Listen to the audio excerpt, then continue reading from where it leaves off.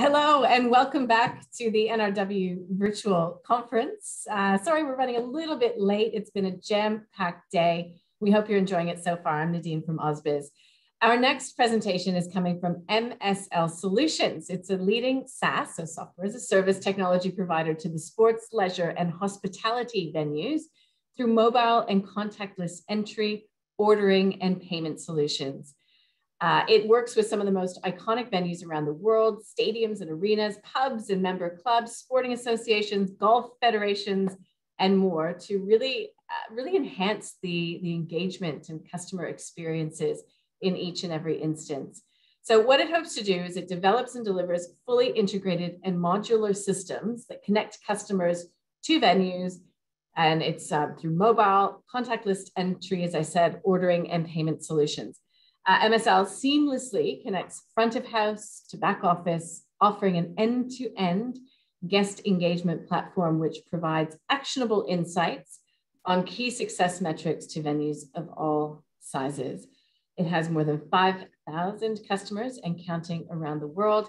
And its CEO, Pat Howard, joins us to tell us all about the company now. And also just a reminder, if you have questions that you would like addressed by Pat, feel free to enter them throughout the presentation using the button at the bottom of your screen, and we will get to them at the end of the presentation, which starts now. Over to you, Pat.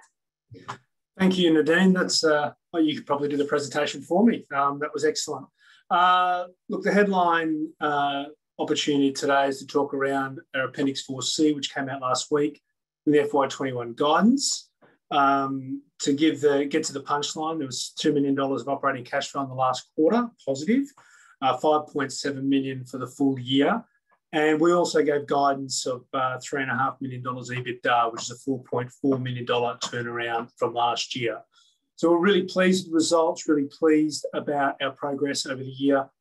We've been told we no longer need to do Appendix 4Cs in the future, and as a consequence, we're incredibly positive around that sustainability statement that the ASX has supported us on.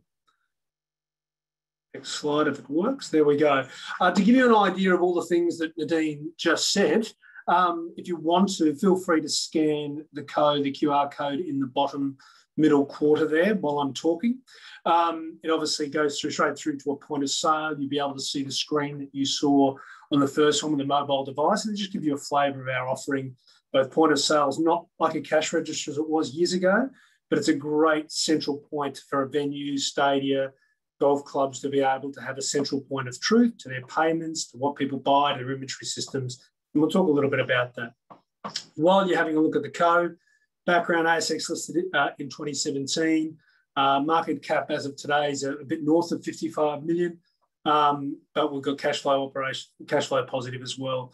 Leading SaaS technology. We also have subscription service of some of our larger golf deals as well, a mix of opportunities in that regard. 118 employees across 5 different offices. We are in 30 countries overall, and we're headquartered in Brisbane's Olympics, the Brisbane Olympic City, 2032. And obviously being in Stadia, that's incredibly important with it. So it's a huge opportunity to be in that Stadia space, and that has already a global interaction. 4,000 venues was there. 5,000 is where we are with our golf memberships, and we are just doing an audit of where our venue growth has gone and heading up towards 5,000 venues with over $5 billion of transactions. And that's incredibly important with payment providers and being able to look at that seamless experience.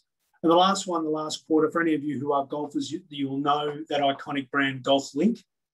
GolfLink, everybody that has a golf membership in Australia pays $3.50 to Golf Australia, which comes to us. We have a Denmark business, which is very similar, Golf Box, which works in mainland Europe.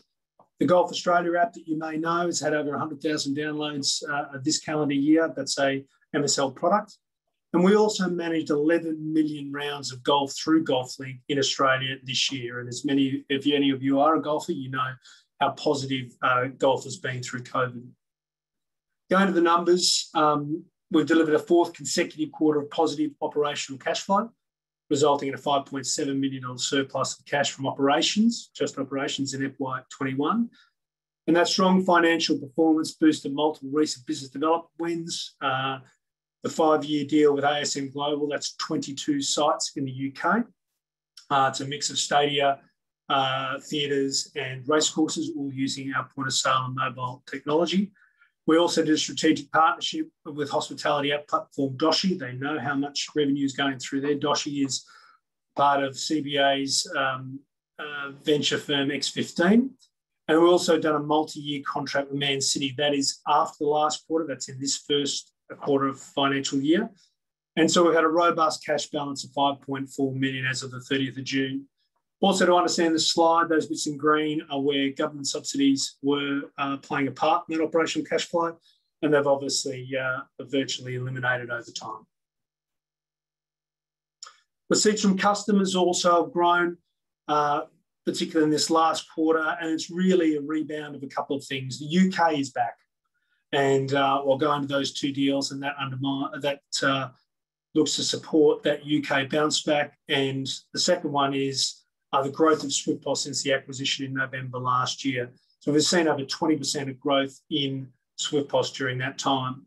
I've seen a little bit of commentary around that fourth quarter and what the ASM deal does. We'll note that not only has our receipts got up, but also our payments to the direct cost of sales for that. So we've put in both the costs and the receipts that have been received to give you a really clear and transparent view of our operating cash flow, which, as we've seen, has been particularly positive. What's also not included in this is the upside in Golf Australia. They go through their audit process through GolfLink to find out how many members, and that growth will translate to $3.50 a member in the following year. So that's revenue that is coming, and we'll walk with Golf Australia through that process to get that nice and accurate. One of our key metrics since joining new management nearly 2 years ago has been recurring revenue to OPEX. A statement about our sustainability. I think the ASX has now rewarded us, saying that they're supporting us in that in regards to the Appendix 4C going. The chart indicates continuous improvement in that space. Its recurring revenue to OPEX is consistently above 100% for the full FY21. To understand our receipts and when we bill, they can be quarterly, they can be monthly, they can be annually, depending on our product, depending on the region, depending on the customer. Golf Australia, our biggest contract, and I've said this before, is a monthly payment. We've also benefited occasionally with annual payments that might have come in a January or a June. Ultimately, we would love to convert as many as possible to a monthly payment, not only to help ourselves, but also to help the customer manage their own cash flow. Many of you may have seen this slide before. We're 4 distinct sectors across our customer base. The MCG, you should know, Wembley Stadium, which held the recent Euro final with 64,000 people. The Man City deal, I'm going to talk about in a little bit. Atletico Madrid. Some of the member-based organisations, Sydney Roosters, the Broncos, Tuggeranong Vikings, depending on what states and cities you're in. Some of those will be known to you. Our golf club and federated deals, so Golf Australia, Norway, Sweden, Iceland, Switzerland, are large iconic leaders, and we are a global leader in world handicapping. We are on the world handicapping panel with the only Australian company on that panel to guide that process through. And then we have the other hospitality and leisure. Many of you in Sydney will know Maryvale, Pizza Hut in the UK, Village Roadshow. Wet n Wild is a Village Roadshow customer. So we have a very diverse way of payments, point of sale structures, mobile solutions to be able to help a venue maximise their opportunity. And our point of sale is a very strong operation. It has inventory management all the way through to mobile solution. It's a one-stop shop. It has CRM. It has a lot of billing availability. So it's a very much a central point of truth for these venues. Just to go into a little bit of depth on the 2 recent deals in the UK. The UK was very subdued in the first 3 quarters of the year and is most certainly coming back strongly in this last quarter. In July, MSL signed a 3-year deal with the Man City Football Group. Now, we've only done it with the 2 stadiums in Manchester, but obviously opens up the opportunity for further engagement with Man City. It's 450 point-of-sale terminals in that stadium, and this is why the stadium deals are incredibly important. You know, a golf venue might only have 2 or 3 point-of-sale stadiums, and then you've got the add-on service of the golf management. The stadiums have nearly 400, 450 in the case of Stadium Australia, nearly well over 500. So they're very large clients. But none of that is recognised. That Man City deal is only recognised in FY22. The FY21 last quarter deal is ASM, 22 sites, stadiums, arenas, racecourses. There is a mixture of hardware, project, service, and recurring revenue. The focus on the recurring revenue is really $350,000 Australian, of $350,000 Australian. You don't get a lot of margin on the hardware and project service, so I'm not necessarily focusing on that, but the recurring revenue is real and something we value highly. So just to go through the guidance and outlook that we are particularly positive about, and hopefully I've caught up a little bit of time for everybody by going through my slides a little bit quicker than I would. I've got a little bit of a push to do that. But it was a little bit missed in our FY21 Appendix 4C, but the guidance, we have said $3.5 million, including government subsidies, for around about $1 million. And that's a $4.4 million improvement from FY20 and a similar gap back to FY19. So we're incredibly positive and being focused on our sustainability, focused on our cash management, focused on growing revenue off a stronger cost base and more disciplined cost base. The growth in golf, according to Golf Australia's State of Play report, there's nearly 250,000 extra social golfers. So there's a growth in golf. We're seeing that positivity in golf. We will get some benefit from that upside, from the membership component of that, but we're also in discussions about how we work together with Golf Australia. We've previously run different mechanisms, different assets to use within the GolfLink database to be able to drive greater incremental income long term. We also see growth in venues. The contribution of SwiftBoss is seen in those last 2 quarters, really significant growth of over 20%, and that's both in revenue and in venues, and strong upside in FY22 for a full year, and our pipeline is particularly strong in that space as well. And as I mentioned earlier, the last point to get across is that the UK is back. I'm sure many of you have seen the vaccination program that's rolled out. Whilst they have the ability to be able to sort of go 2 steps forward, 1 step back, over the past 12 months, we're really seeing them come out, spend aggressively, look for the future, and take the learnings of Australia, as we've had a fairly positive case up until recently in terms of coming out. So we're incredibly positive about our FY21 guidance. We're incredibly positive about FY22, and we're really proud of the sustainability of the business that we've made over the last year or two. So I think I'm going to hand back to Nadine, and hopefully I've caught up a little bit to give everybody down. Stop sharing. There we go. Apologies, was a bit slow getting myself off mute there. Well, thank you for that, first of all, Pat. Let's get to some of the questions that have come in already. One saying, you talked about getting a clip of the $5 billion in turnover that currently go through your point of sale. Would this require an acquisition? Could you take, say, 1% of the entire $5 billion mark?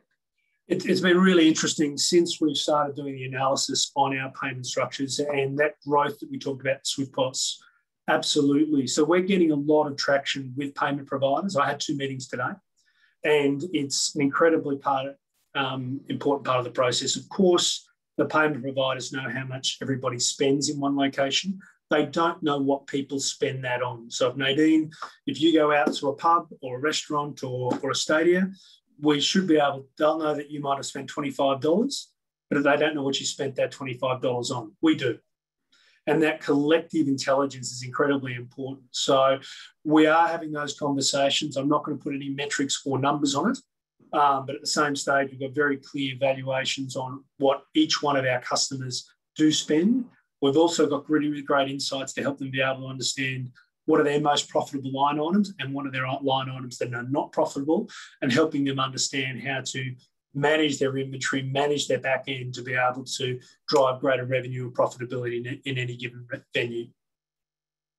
Another question coming in, what other opportunities are there to roll out with CFG and ASM? Well done on the acronyms. There are thousands of acronyms every day. Yeah. Look, I think with ASM, it's incredibly positive, and that's been demonstrated. So we have ASM in the UK, but to list the ASM connection in Australia and New Zealand, we're in Tapei, Christchurch Convention Centre, the International Convention Centre, Darling Harbour, the Perth Arena, Brisbane Exhibition Centre. So we are an incredibly strong connected group with ASM. ASM are also in the US under a different organisation called SMA. So that's the collegiate, and we've got very strong connections there. We love working with them. They've got large venues, and we've had some very, very positive experiences, and we want to work with them far more. Manchester City have been a long, we have 14 of the 20 English Premier League clubs, just to paint a picture.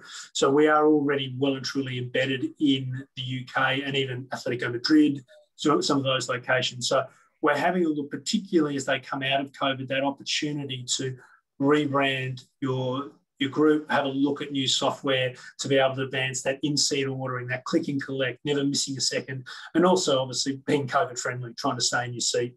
So we're seeing a lot of opportunities, a lot of pipeline in the UK, and I'm sure all the Australian people on this call will remember as people came out of COVID, they were desperate for a beer, they were desperate to go to a stadium, they were desperate for an event.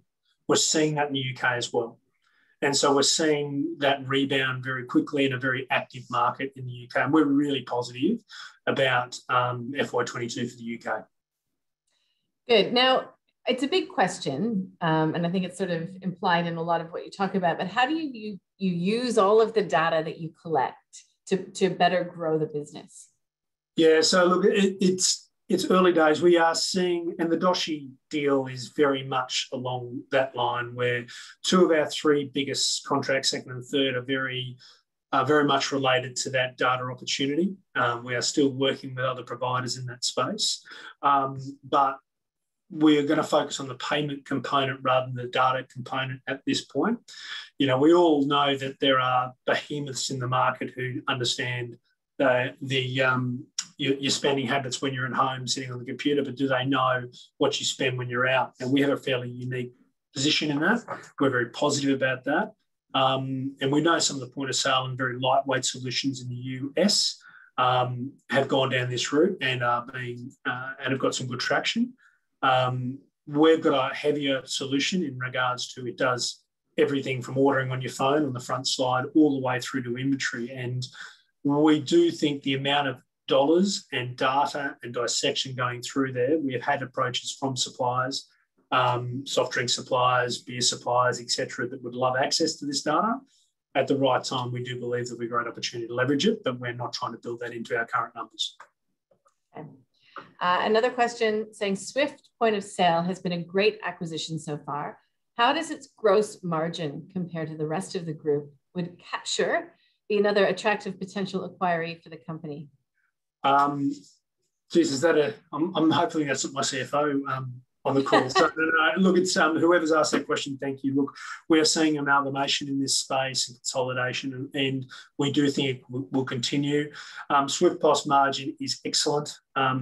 It drops nearly 50% of revenue down to EBITDA. It's an incredibly positive cash flow, and it's been a great acquisition. And we're really proud that we didn't do it by diluting to the shareholder base. So we did it through revenues and managed our process through that. But the opportunity to keep doing that is absolutely on the cards. I won't name any organisation or any point of sale, but we do see it in very different verticals. Swift POS is very strong in some pub, club and stadium areas. Captures a very strong stadium offering. We've even seen some others in other verticals. So we do see consolidation and that opportunity to continue to grow it. And with our current cash on offer and the appreciation of our share price, I think we're very much out there looking. Okay, and a follow on from that is, are the acquisitions that you could be considering in similar size to Swift POS? Regardless, could they be funded with your existing resources, or are they more transformational potentially than that? We could buy another Swift POS tomorrow from our current resources, but to go large, no, we would probably, for an acquisition that is transformative, we would possibly need to go back to the market, but we could buy another Swift POS tomorrow. And so there are both those in the market, and always depends on how much for how much. And we're very clear that we have built a war chest and been working on that very considerably over the last 12 to 24 months with a real focus on making sure that we can look after our venues and clients when they have to go down during COVID, maybe close for a month or two. We want to be able to look after them. At the same stage, going into that acquisition market as well to make sure that we can grow our venues, grow those payments and grow that data completely. So another question from one of the same participants. Could you please tell us how the ASM started and developed? In the recent UK ASM contract wins, which incumbent vendors did you win against and on what strengths? Look, I think the basis that we're listed in this space is incredibly important. And particularly, so for Stadium Australia, this is a nice, easy way to start with, is that many of them are owned by government authorities. And the fact that we are listed and transparent is a really important part. You've got to have a great product, and that gets you down to the short list of the top 2 or so. And then the fact that they can know where we stand and know that we're financially sustainable and can support further R&D is incredibly important. That ASM has been able to be leveraged into the UK as well, and being able to work with the likes of those larger stadiums. In regards to the specific question ISM, of those 22 sites, 9 of them were existing companies that went into significant upgrades. Many of the race courses were still working on cash, and they are brand new sites. And yes, I can see people going, what, cash? So that is a significant change in work before, and they are brand new sites. Okay. Now, last time I had a chance to speak with you, Pat, it was, I think, more in the middle of COVID. Cost cutting was a real focus. What's being done on that front? Oh, we've continued to get our operating costs base down, and we're sort of $500,000 of operating cash flow. Last year we did that. We made sure that operating cash flow was ahead of recurring revenue, was ahead of our OPEX. And so we've been able to have positive cash flows every month of this year, except for November when we acquired Supply. So we've been incredibly consistent. We've made sure that we have focused on profitable products with some long-term products. I've closed down a significant amount of products that were unprofitable, were legacy. And as a consequence, that's either meant people had to be redirected, people had to be let go, or at the same stage looking for efficiencies or retraining people. So we have gone through a lot of that in FY21, in FY20, back end and start of FY21, and we've reaped the benefits of that. And if people do their analysis on our payments to employees over that period and our cost base, you can see that there has been some real sustainability put into our cost base over the period. So what's still challenging in this environment, this COVID environment, because we're clearly not through the tunnel completely yet?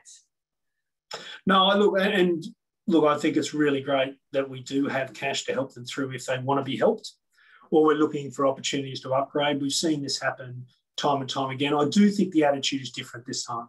I think when we're sitting back a year ago and there was really an impact of around about a couple of $100,000 to our recurring revenue, when we did not know about vaccines, we did not know when we were coming out. We know that we'll be coming out this time. We know that the vaccine program has been very positive in the US, been very positive in the UK, and we know that Australia has a process and positivity to go hard. And we've also got 800 locations in New Zealand, which have been incredibly resilient through this process. So we are far more optimistic. We can deal with any of the bumps or bruises over the next little bit.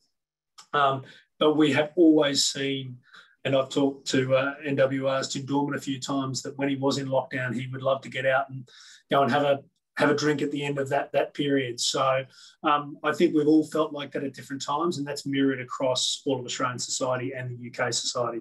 So we're seeing people bounce back quickly, and the venues bounce back quickly as well. And I think that's all the time we have together. Thanks, Pat Howard. Really appreciate your presentation from MSL Solutions. Thanks, Nadine. Thanks very much. Thank you.